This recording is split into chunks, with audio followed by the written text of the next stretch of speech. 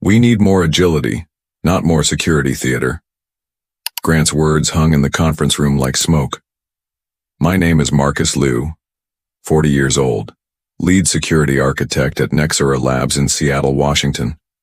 For 9 years, I'd built and maintained the security infrastructure protecting financial data for over 300 clients. I'd seen 4 CTOs come and go. Grant Phelan was the 5th, and after just 2 weeks, he'd already decided I was the problem. These protocols are outdated, he continued, flipping through my quarterly security assessment. We're losing deployment velocity. Our competitors are moving twice as fast. I kept my voice level. Those competitors have also had breaches. Everyone has breaches. Grant waved his hand dismissively. It's about recovery, not prevention. The 6 other team leads nodded along. Nobody wanted to contradict the new boss. Nobody except me. Our clients trust us specifically because we haven't had a breach, I said. The financial sector has different requirements than what? The places I've worked before? Grant's smile didn't reach his eyes. BlackRock, Citigroup, JP Morgan. I'm familiar with financial security requirements, Marcus. What he didn't understand was that our system wasn't standard. I'd built custom security layers after the board refused to invest in enterprise solutions.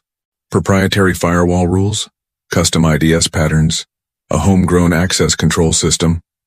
All documented, but the documentation was sparse because they'd never approved time for proper knowledge transfer. I'd like to walk you through why these particular... We don't have time for that today. Grant closed his laptop. Everyone stretched thin getting the new client portal ready. Let's table the security discussion. After the meeting, Diane from product development caught me in the hallway. You okay? That was rough. I'm fine. I wasn't. Grant's just trying to make his mark, she said. Give him time to settle in. But 3 days later, I found my access to the security logging server restricted. When I asked about it, the help desk said it was a new policy directive from the CTO's office.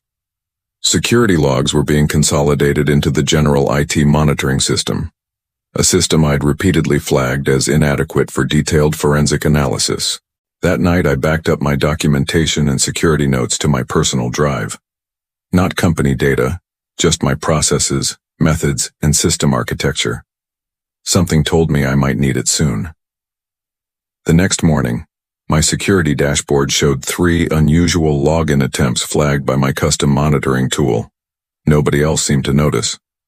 I'd come to Nexera after 5 years at a government contractor. Back then, the company was a scrappy startup with ambitious founders and more vision than funding. I was employee number 26. Now we had over 300 people across 2 office buildings. My dad had been skeptical when I left my stable government-adjacent job. For a startup? In this economy. But I believed in what we were building. Security first, financial data management before fintech became a buzzword. I'd taken a pay cut to join, compensated with equity that would be worth something if we succeeded. And we did. For years I worked 80-hour weeks building our security architecture. While other team leads fought for budget and headcount, I made do with less, developing custom solutions when we couldn't afford off-the-shelf products. The compromise was always the same. I'd build it myself, but there was never time to properly document or train others.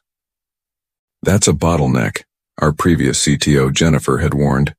What happens if you get hit by a bus? Then whoever replaces me better be good at reading code comments, I'd joked. Jennifer understood the technical debt we were accumulating, but she protected me from the board's constant push for faster releases and more features. We had a rhythm. I'd identify risks, she'd translate them to business impact, and we'd find compromises that kept our security posture strong. Then Nexera got acquired by Vertec Holdings. Jennifer was replaced by Grant, whose mandate was clear: accelerate growth, streamline operations, unlock trapped value, as he put it in his all-hands introduction. Within a month, I noticed the changes. Security reviews were shortened to accommodate more aggressive release cycles. Penetration tests were rescheduled, then scaled back. My team's authorization requests for security upgrades were deprioritized. Diane saw it too. Over lunch in the courtyard, she confided, "They're pushing our sprint capacity to the breaking point. QA is getting squeezed to meet deadlines." "What about the compliance requirements?" I asked. "We can't cut corners there." She shrugged. "Grant says we're reinterpreting the requirements." His words, not mine. That evening, my direct report, James, stopped by my desk. "Something weird," he said. "I got questioned about our firewall rule update process. Grant wants to know why changes take so long to implement." "Did you explain the testing requirements?" "Yeah, but he kept asking if there were workarounds we could use for emergency situations." After James left, I sat staring at my monitor. 9 years of careful work, and now they wanted shortcuts. I could feel it all beginning to unravel. The calendar invite came on Thursday morning. Security restructuring discussion.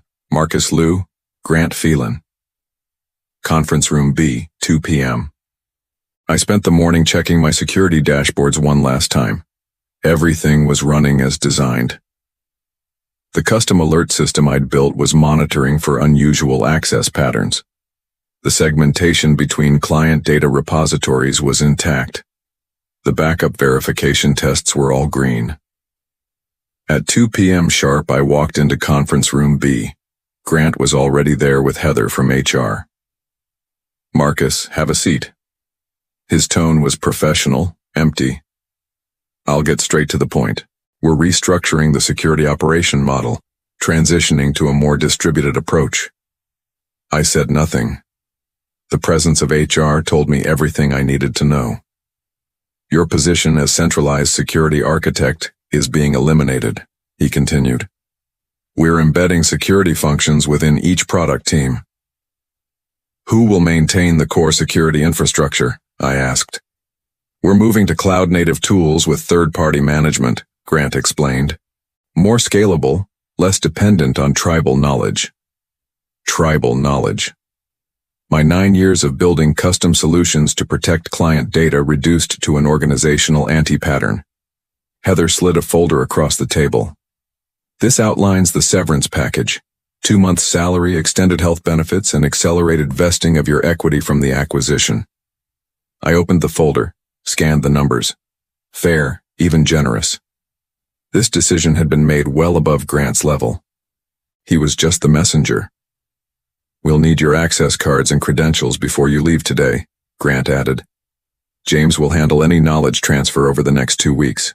You don't need to come in, but be available by phone." "James doesn't know the entire system," I said. "Nobody does except me." Grant's expression hardened slightly. "Everything's documented, Marcus. We've reviewed your wikis and repositories." "Documented, yes. But understanding the documentation required context I'd never had time to provide. The board had repeatedly denied my requests for a proper knowledge transfer project. "Move faster, we'll clean it up later," had been the refrain for years. "I understand," I said, closing the folder. I wrote down my passwords on a notepad. Domain admin, VPN, security console, monitoring systems. 9 years of protecting this company's data distilled into 8 credential sets. Grant nodded as I pushed the notepad across the table.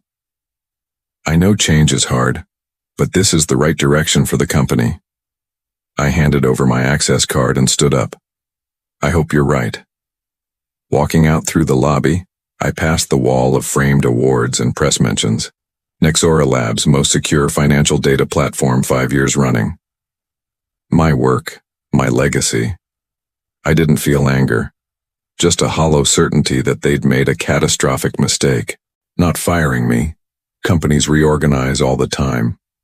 The mistake was thinking they understood what they were dismantling. In my car, I turned off my phone and drove to Lake Washington. I sat watching the water for an hour, calculating how long it would take before the first security incident. Not if, but when.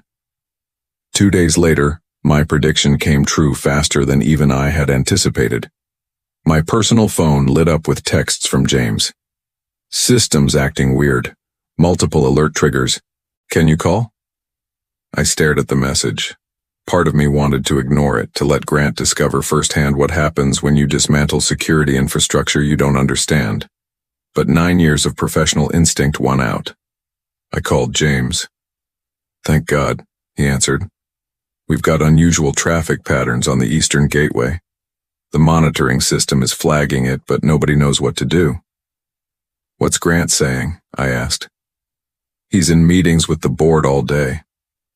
The IT team is saying it's probably just a false positive from the automated rule updates. Automated rule updates that I had designed to adapt to emerging threat patterns. If they were triggering alerts, something was wrong. Did anyone check the second-level verification logs? I asked. Silence. The what? I closed my eyes. James, there's a secondary validation system that confirms alert patterns before raising flags. If both systems are triggering, it's not a false positive. Where do I find that? I walked him through accessing the hidden dashboard. The credentials weren't in my handover notes because it was a system I'd built during a weekend hackathon 3 years ago. It had caught 2 potential breaches since then. Oh shit, James whispered. Both systems are lit up like Christmas trees. You need to isolate the Eastern Gateway immediately, I said. Power down the external connection and fail over to the backup line. I don't have that authorization, James replied. Nobody gave me the admin rights to network hardware. Of course they hadn't. In their rush to remove me, they'd forgotten to transfer the full scope of my access. You need to get Grant or someone from senior IT, I said. I'll try. Can you come in? Just to help sort this out? I hesitated. That's not my job anymore, James. Please, Marcus. I don't know what I'm doing here. Part of me wanted to help. The other part knew better. Call Grant. Tell him exactly what I told you. I'll be available if he wants to contact me directly. 3 hours later, Grant called. Marcus. His voice was tight. We're having some security issues. I heard. James seems to think it's serious. Our regular monitoring isn't showing much. That's because the regular monitoring wasn't designed to catch sophisticated intrusions. I'd built a separate system for that. What do you want from me, Grant? He cleared his throat. We could use your insight, maybe a phone consultation? You want me to consult on the security system you just decided wasn't necessary? No one said security wasn't necessary, he replied sharply. We're restructuring how it's managed. How's that working out so far? The line went quiet for a moment. We're prepared to pay your contractor rate for assistance. I smiled grimly. My contractor rate is $800 per hour, 4-hour minimum, paid up front, plus a signed statement acknowledging that I'll have no liability for outcomes. I expected him to balk. Instead, he simply said, I'll have the paperwork drawn up. How soon can you start? I can't, I replied. I've accepted another position. Non-compete clause in my severance prevents me from accessing your systems now that I'm joining a different financial security firm. This was a lie. I hadn't accepted another job yet, and the non-compete had exemptions for consulting work. But Grant didn't know that. Marcus, this is serious.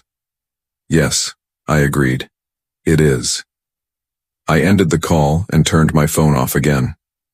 Whatever was happening at Nexora, it wasn't my problem anymore. They had made their choice. The next morning I checked the tech news sites out of habit. Nothing about Nexora yet. But by noon, the first headline appeared on a cybersecurity blog. Financial data firm Nexora Labs investigating potential security incident. My phone had 7 missed calls from various Nexora numbers. 3 from Grant, 2 from James, 1 from Diane, and 1 from a number I didn't recognize. I listened to the voicemails. Grant. Marcus, we need to talk. The situation has escalated. Call me back immediately. James. It's bad. Really bad. Someone's in the system and we can't lock them out. Please call. The last voicemail was from Stephen Wright, Nexora's CEO. Marcus, this is Stephen. Whatever happened between you and Grant, we need your help right now. Our client's data is at risk. Please call me directly. I sat at my kitchen table, coffee growing cold. 9 years building a security system, and it had taken less than 72 hours for it to be compromised after I left. Not because the system was flawed, but because no one understood how to maintain it. I called Stephen back. Thank God, he answered. Marcus, we have a situation. I've heard, I replied. What's happening exactly? Someone's in our systems. They've bypassed the perimeter security somehow. IT says they're moving between client databases, but they can't figure out how. Grant says something about the internal segmentation failing. The internal segmentation. My custom-built data isolation system that prevented lateral movement between client repositories. It was designed to automatically lock down if it detected unusual access patterns. Has the auto-lockdown triggered? I asked. Silence. What auto-lockdown? I closed my eyes. Stephen, there's an automatic quarantine system built into the segmentation controls. If unauthorized movement is detected, it should isolate each client database automatically. No one's mentioned any quarantine system. Hold on. I heard muffled conversation, then Stephen came back. Grant says there's nothing in the documentation about an auto-quarantine, because the board had repeatedly cut my requests to properly document the security systems. Emergency custom solution, they'd called it when approving the bare minimum budget. We'll properly resource it later. Later never came. The system exists, I said. I built it 3 years ago after the ThreadBank incident. More muffled conversation. Then Grant's voice came on the line. Marcus, where exactly is this quarantine system? We can't find it in any of the infrastructure diagrams. It's not in the diagrams because it was implemented as an emergency measure during the security incident 3 years ago. The board approved it as a temporary solution that became permanent. Check the minutes from the emergency board meeting in August. Another pause. We're looking, yes, here it is. Approved emergency security measures as proposed by Liu. But there are no technical details. Because the board didn't want technical details, they wanted the problem solved. I could almost hear Grant's frustration through the phone. Can you just tell us how to activate it? It should activate automatically. If it hasn't, something's been changed in the configuration. Nothing's been changed, Grant insisted. I thought for a moment. Check the scheduled tasks on the security management server. There's a verification job that runs every 6 hours to confirm the quarantine system is operational. A few minutes of silence then. The task is there, but it's disabled. Who disabled it? I asked, already knowing the answer. Grant's voice was quiet. It was disabled as part of the security restructuring. We consolidated scheduled tasks to reduce system overhead. They had dismantled my security system piece by piece, not understanding how the components worked together. Now they were facing the consequences. While Nexora's nightmare unfolded, I received a LinkedIn message from Elaine Hudson, CTO at Sentinel Security Group. Heard you might be available. We should talk.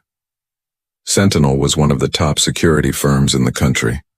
I'd followed their work for years, admired their approach. The message couldn't have been better timed. We met for coffee that afternoon at a small cafe in Pike Place Market. Elaine was straightforward. Word travels fast in security circles. Nexora's situation is unfortunate. I sipped my coffee. I don't know the details. I'm not there anymore. She nodded. Of course, but I know your reputation. 9 years, no successful breaches. That's impressive. Until now, I said. From what I hear, the breach happened after significant changes to your security architecture. Changes you didn't implement. I didn't ask how she knew that. The security community was small, and news traveled quickly. We're expanding our financial sector practice, she continued. We need someone who understands the unique challenges, someone who's built custom solutions and knows how to manage complex security infrastructures. The job offer was generous. Double my Nexora salary plus equity with a team of 8 security engineers reporting to me. The catch? I had to start immediately. I should tell you, I said. My severance includes a non-compete clause. Elaine smiled. Our legal team has reviewed standard Nexora severance agreements. The non-compete only applies to directly competing financial data services, not security consulting firms. We're not a competitor to Nexora. We'd potentially be a vendor to them. That evening, as I was reviewing Sentinel's offer letter, my phone rang again. Nexora's main switchboard number. Hello? Marcus, it's Diane. Have you seen the news? I hadn't. I opened my laptop and checked the major tech sites. The headlines were everywhere now. Nexora Labs confirms major data breach, client information compromised. Financial services firm, Nexora suffers catastrophic security failure. Nexora stock plummets 28% following confirmation of data breach. How bad? I asked. Bad, Diane replied. The intruders got into at least 40 client databases before we managed to shut down external access completely. The system is in chaos. Nobody can figure out how to restore the security controls properly. What's Grant saying? Grant's not saying anything. He's in non-stop crisis meetings with the board. They've called in an external security firm for incident response. An external firm that would have to decipher my custom security architecture with no documentation and no background. They'd figure it out eventually, but it would take time. Time during which Nexora's reputation was being destroyed. I'm sorry, I said, and meant it. For everyone affected. It's not your fault, Diane said. You tried to warn them. The next morning I signed Sentinel's offer letter. By noon I was sitting in their downtown Seattle office, getting set up with new equipment. My first assignment? Help develop a post-breach recovery framework for financial institutions. That evening I received one final text from Stephen Wright. The board would like to discuss bringing you back. Name your terms. I didn't respond. Some bridges once burned should stay that way. Instead, I emailed Elaine my first draft of the recovery framework. The subject line, Preventing the Next Nexora. 1 month after the breach, I was settling into my role at Sentinel when Bloomberg published an investigative piece titled, The Dismantling of Nexora, How Cost-Cutting Compromised Security.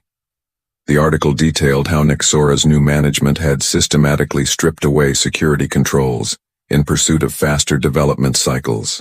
Internal emails obtained by the reporter showed Grant had disabled key security mechanisms despite warnings from the IT staff. James was quoted anonymously, describing how my custom security architecture had been dismantled without proper understanding. The most damning revelation came from board meeting minutes. 3 years earlier I had requested budget for proper documentation and knowledge transfer of the security systems. The request had been denied 6 consecutive quarters, labeled as non-essential administrative overhead. That same day, 3 of Nexora's largest clients publicly announced they were terminating their contracts. Their press releases cited irreconcilable concerns about data security practices and loss of trust in Nexora's security governance. I didn't need to watch the stock price to know what was happening. LinkedIn told the story as Nexora employees began updating their profiles en masse, signaling the exodus. Grant Phelan updated his profile too. Strategic Technology Advisor, it now read. No company listed. His tenure at Nexora had lasted less than 3 months. At Sentinel, we received inquiries from several former Nexora clients looking for security advisory services. During one call, a client's CIO asked if I had been involved in Nexora's security architecture. Yes, I answered simply. We thought so, he replied. That's why we're calling you first. I took no pleasure in Nexora's downfall. A company I'd helped build was crumbling. and hundreds of good people would lose their jobs. But I felt a quiet vindication. Security wasn't just overhead to be cut. It was foundational. 6 months later, Sentinel had grown its financial security practice dramatically. Many of our new clients were former Nexora customers, and several of my old colleagues had joined our team. James was now my senior security engineer. Diane led our client communications department. Nexora itself had been acquired for a fraction of its former value, essentially purchased for its client list and technology patents.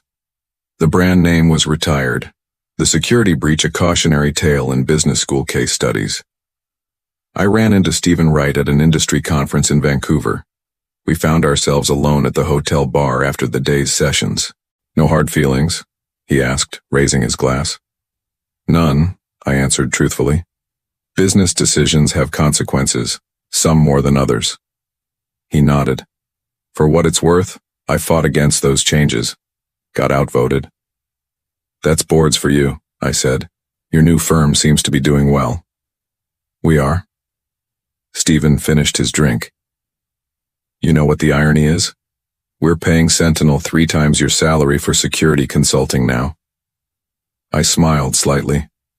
The cost of security always gets paid. Either up front or after the fact. After is always more expensive. As he left, Stephen paused. Grant landed at Vertifin, pushing the same move fast philosophy. "Good luck to them," I said. Back in Seattle, I walked into Sentinel's offices on Monday morning to find Elaine waiting with news. Vertifin had suffered a security incident over the weekend. Their CISO was requesting emergency assistance. "Want to take the lead on this one?" she asked. I shook my head. "Send the junior team. They need the experience." That afternoon, I finalized our new client onboarding documentation. Clear, comprehensive, meticulously detailed. The section title: Understanding the Full Security Architecture, the Foundation of Trust. My father had been right about one thing. Job security isn't about where you work. It's about being the person who knows how to prevent disasters that others don't even see coming.